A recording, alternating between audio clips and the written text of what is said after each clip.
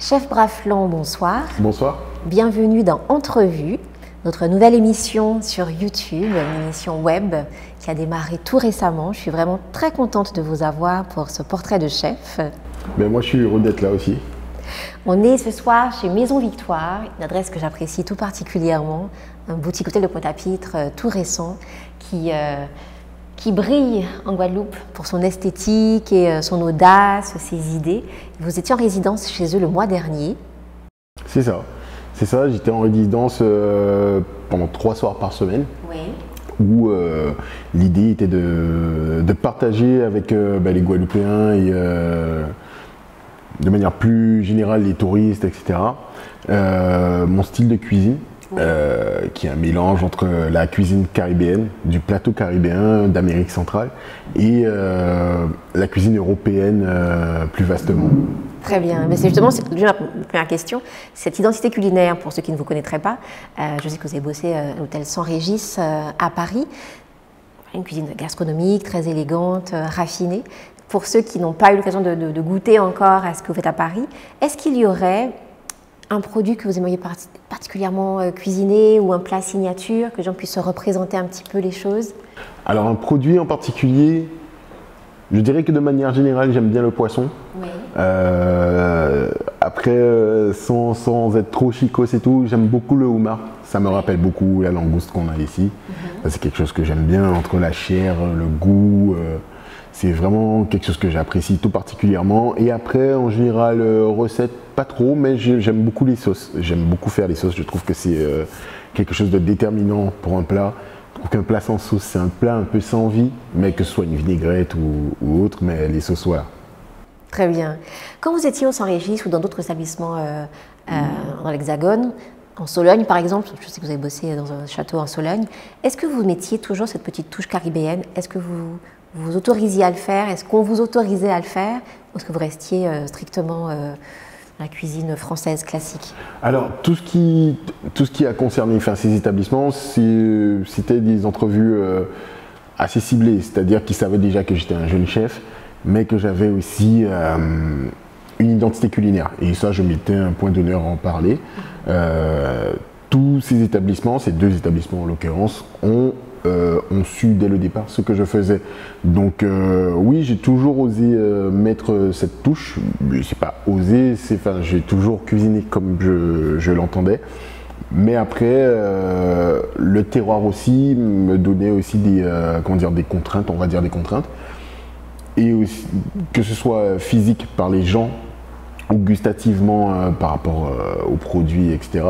Donc je m'y adapte toujours forcément, c'est-à-dire que les gens en Sologne vont peut-être moins manger pimenté, on va dire, donc on va en mettre moins, certaines épices ne sont pas forcément appréciées, donc on va en mettre moins, les produits le demandent parfois moins aussi, donc on s'y adapte, mais il y a toujours cette volonté de mettre à l'honneur notre cuisine caribéenne et notre savoir-faire. Excellent. Une question concernant les jeunes. On a beaucoup de jeunes passionnés par la cuisine en Guadeloupe. Certains rêvent d'une carrière d'excellence comme la vôtre, cette figure de modèle. Quels conseils leur donneriez-vous en termes de formation pour atteindre ces niveaux, ces établissements? En termes de formation, on a déjà un centre de formation qui est très performant, je trouve, qui est le lycée hôtelier de Saint-Félix. Mais malheureusement, il n'est pas suffisant. C'est-à-dire que dans nos métiers d'hôtellerie et de restauration, pour moi, il faut se parfaire, mais par la pratique. Donc on a des stages, on a forcément des alternances pour certains, etc. Mais c'est pour moi jamais suffisant. Il faut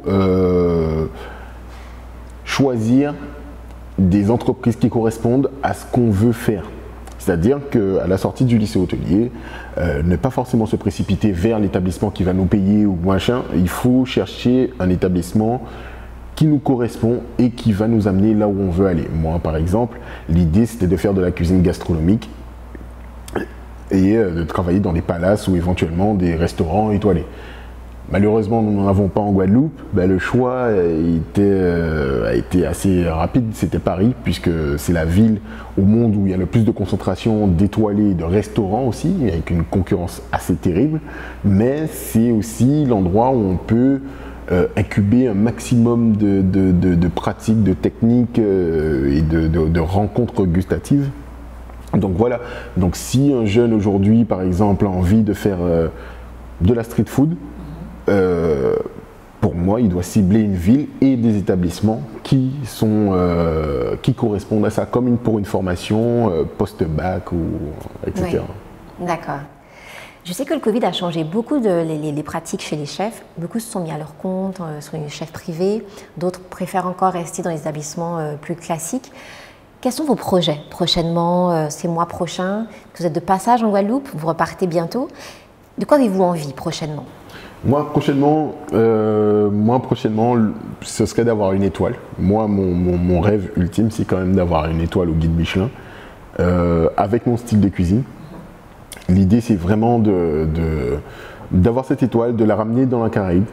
J'aimerais également qu'elle perdure dans la Caraïbe et d'inspirer certaines personnes à la voir ensuite. Pour l'instant, le chemin, de toute façon, le chemin vers l'étoile, le chemin de la cuisine gastronomique est toujours semé d'embûches, c'est toujours un peu compliqué. Mais l'idée, c'est d'y arriver parce que je pense que je peux et que nous pouvons, en tant que Caribéens, obtenir cette consécration. Et voilà, pour l'instant, je n'ai pas encore forcément les moyens ou la méthodologie exacte pour y arriver, mais le but, c'est de le faire. Excellent, c'est un super projet. Et j'ai goûté votre cuisine.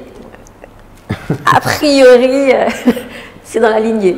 Voilà, il faut un projet. Voilà, il me manque un peu. Enfin, on va dire que là, il me manque de la stabilité. Pour l'instant, je suis tombé sur des projets qui ne correspondaient pas forcément à ce que je voulais. Dans l'idée, c'était un peu le cas.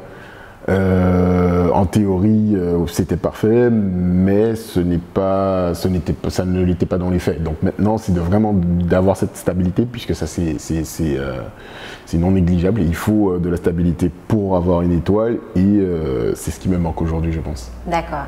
On va se quitter sur un petit rituel que je vais instaurer, parce que vous êtes le premier chef de mes portraits de chef. Je suis ravie de vous avoir en termes de premier. On va se quitter sur quelques recommandations.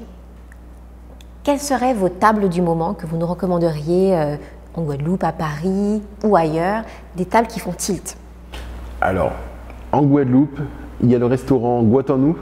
Oui. Le restaurant Guatanou, ouais, voilà, c'est ça. Il y a un chef, j'oublie malheureusement à chaque fois son nom, mais c'est quelqu'un que j'ai connu très jeune, qui faisait un cabri au Roquefort. Oui. Excellentissime, ça, je trouve que ça, c'est vraiment quelque chose de bien pensé. C'est une bonne idée. Et après, il y a aussi le restaurant qui fait les soupes. Alors, je ne sais jamais comment il s'appelle. Moi, j'appelle le restaurant des soupes. Oui, je vois très bien, oui. Casa Soupe.